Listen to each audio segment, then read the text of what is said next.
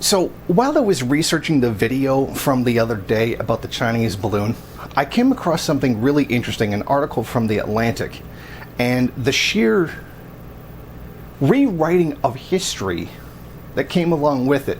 They basically tried to rewrite what Eisenhower really talked about when he was talking about the military-industrial complex. Here's what was actually in the article. But along with the uproar came something else. Through the late 1950s, the bombastic Soviet leader Nikita Khrushchev had often threatened nuclear missile strikes against the West. His bluster had frightened many, but never Eisenhower. The U-2 program had confirmed to Eisenhower that Khrushchev was wildly exaggerating Soviet capabilities. In fact, the Soviet missile program lagged far behind that of the United States. Eisenhower's famous valedictorian military-industrial complex speech in January 1961 rested in part on the cool, calm assessment of the Soviet threat that he had gained from surveillance programs like the one based on the U-2 flights. To anyone who has studied history, there's two very glaring lies in that paragraph.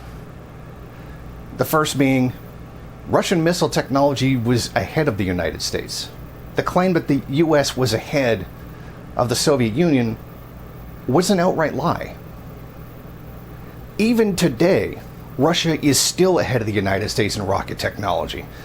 That's why, before the conflict in Ukraine started, the United States was getting its rockets for launching NASA-type things into space or manufactured by Russian companies, because the US is still behind Russia in terms of rocket technology. That's a complete rewriting of history. Second, there's the claim here that Khrushchev just threatened the United States with nuclear missiles. Well, you're forgetting that this is a response to them being threatened by the West. The Soviet Union didn't just threaten to destroy America, but because America was constantly threatening them. Like, that very key piece of context just seems to be missing from this article, and the history is rewritten by David here. It's so genuinely dishonest. It's just really unbelievable. Third, this claim that, the Soviets exaggerated their capabilities, that's why Eisenhower warned of the military-industrial complex. No, he actually warned about it because it was a massive threat to not only the entire world being destroyed by these money-grubbing psychopaths, but that it was also a threat to American democracy as well. That the military-industrial complex would come up to have so much power in the United States that it would have more power over the economy than just about anything else does, save maybe oil. One of the things that he warned about was that it wielded too much economic power, that being so many people are reliant on an income, like regular working people work in these facilities, build these weapons, that if you were to suddenly cut military spending,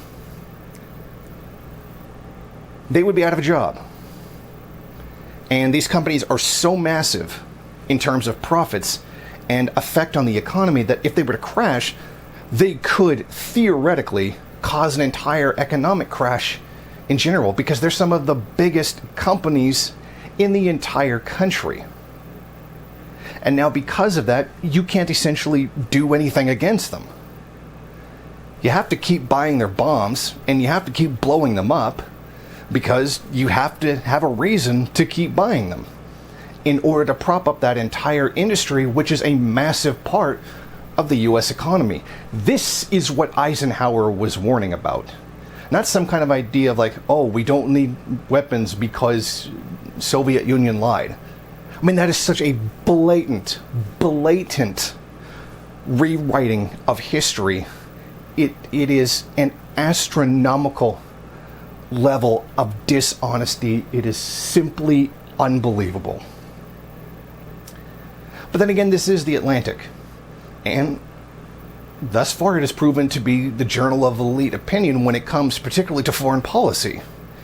And that foreign policy just really happens to fall on the side of rewriting history in order to make America the good guy, when really it has been nothing but an empire of evil since day one. And to continue to justify that very same American exceptionalist mentality that continues that empire to this day, even if it means being wholly dishonest and rewriting history. Thank you for watching. If you like this program, then please head over to my Patreon page and set up a monthly donation. It's your donations that keep this program running. Also, if you would like, please rate, comment, subscribe, and share in various social media.